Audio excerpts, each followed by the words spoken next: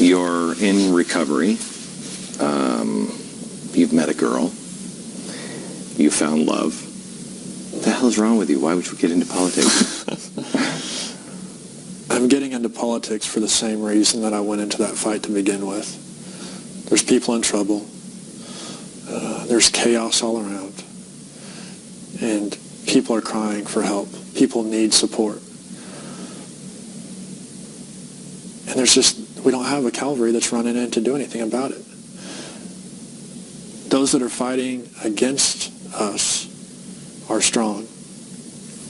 And I hit a point where Amy and I together looked at each other and we answered these questions. If not me, who?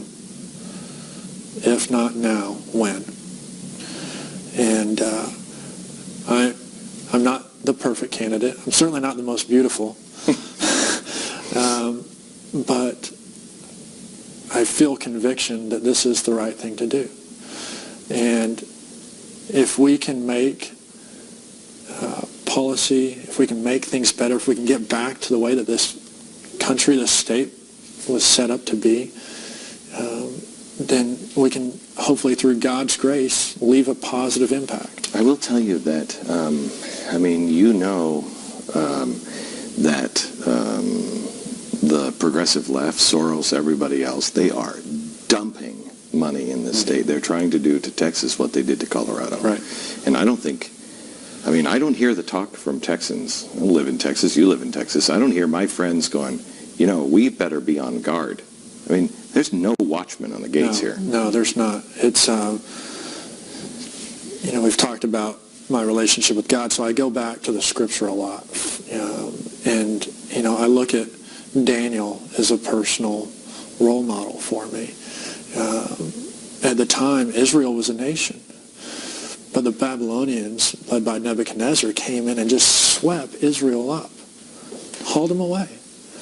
And God's hand on Daniel's life, though, moved him into positions where he could influence things. And we named our daughter Esther because Esther was in a position, one that none would have predicted, when she was a girl. But she was in a position of great influence because that's where God had moved her and positioned her. And so when the time was right, she had to act.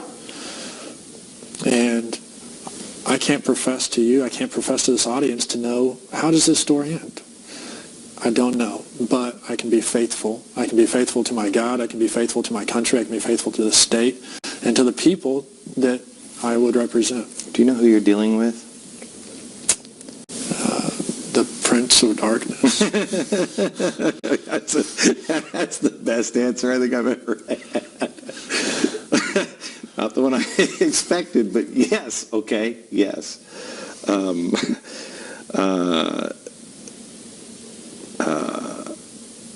Do you know who, you know how that operation works? I don't know all the ins and outs. All I know is I can go into the fray if the people will send me. And I know that I've got support around me. I've got backup. Can I ask you this? We talked before we went on about Chernobyl, and I said you're going into Chernobyl, and they sent the firemen in one by one, and they had to shut the plant down, but they had to do it, and you only had, I think it was 30 seconds in the control room that you could tolerate. So they would send you in, and you had 12 seconds in that room, flip that switch, next one in. You're going into a situation that is riddled with cancer, riddled with it, and everybody that brushes up against it has a real shot of getting that cancer. I know that when you were in the hospital, you watched the show on Fox, which was when I was really kind of discovering, along with America, oh my gosh, look at what this Leviathan is. Look right. at this thing. Mm-hmm.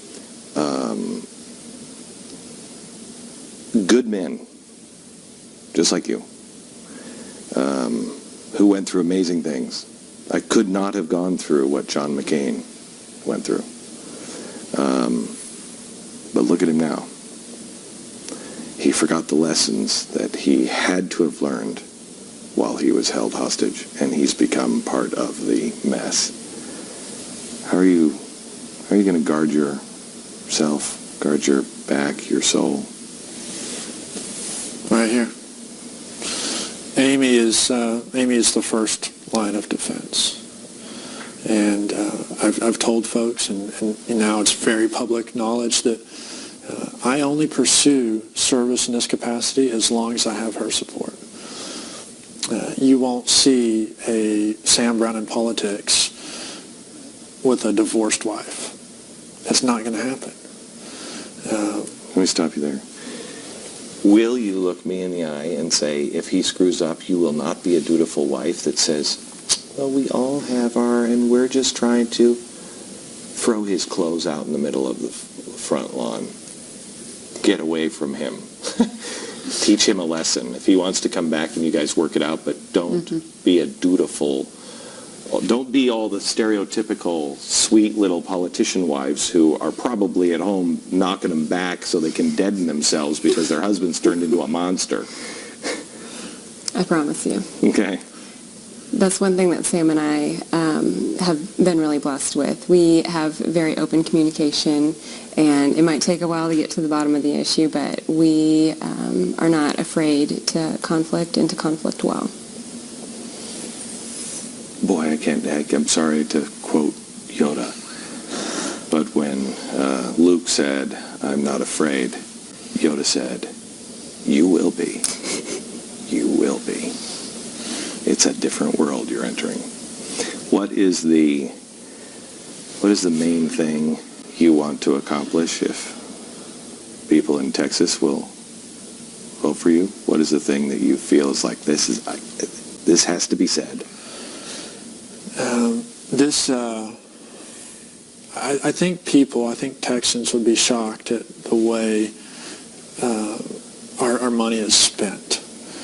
And what we have, although Texas is set up with what's supposed to be not full-time politicians, we're starting to spend money in a way and get ourselves into debt in a way that looks very similar to Washington.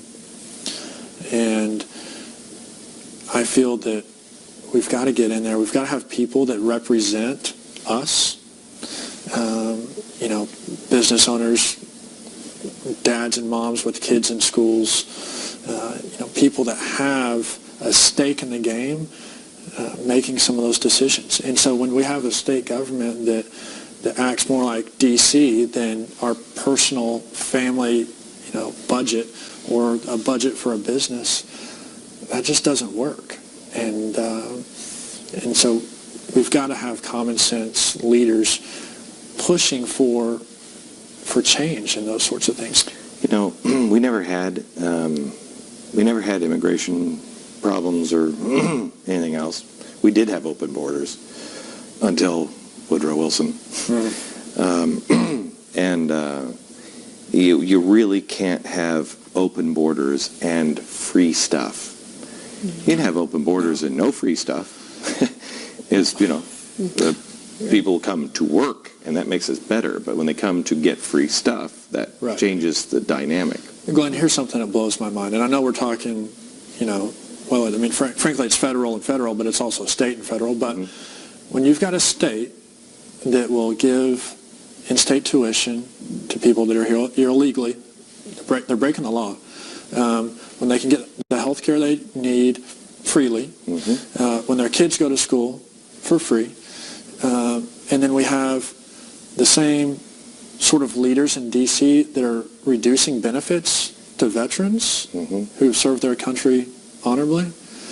We're giving more benefits to those who've broken our laws, and we're reducing the benefits to those who've served. What does that tell us? I have no idea.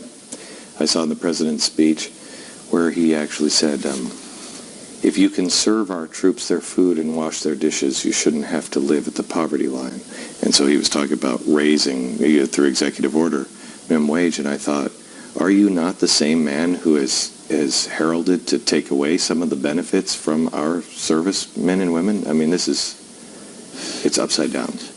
So to get back to who do I want to be as a state representative? I want to be me. I don't want to put on a mask and be someone that someone else is telling to be. I don't want to go down there and vote according to someone else's scorecard or a pledge to someone else.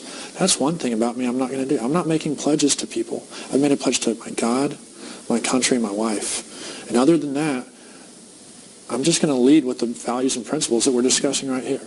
Okay. The website, what is your website? It's brownfortexas.com. brownfortexas.com. I will tell you that the reason why I'm bringing this on a national show is, as goes Texas, so goes the Republic. You lose Texas, you lose the nation. It's one of the reasons why we moved Mercury Studios and everything else, the Blaze, down here to Texas. You can't lose Texas, or you lose everything. And that's why the progressives are working so hard to make that happen. I wish you all the best of luck, and I hope to see you again, and you stay strong. Thank you. Thank you. Back in a minute with Dana.